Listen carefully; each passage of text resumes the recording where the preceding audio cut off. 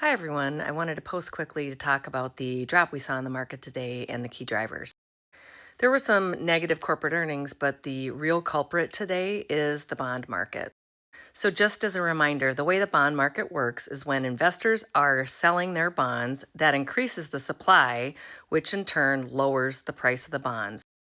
So, with a greater supply, if there's also lower demand, both of these put pressure on the yields that are required to attract investors. Additionally, with any uncertainty, that also will add to the returns that are required to attract investors. So, bond yields started rising on Monday after the Moody's announcement and have continued to rise throughout the week.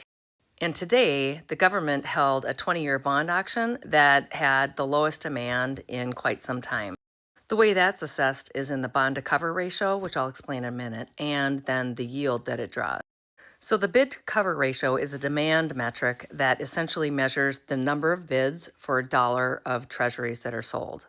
And today's auction had a bid to cover ratio of 2.46, while the 10 previous 20-year bond auctions had an average of 2.56 bid to cover ratio. And the 20-year auction drew a yield of 5.047%.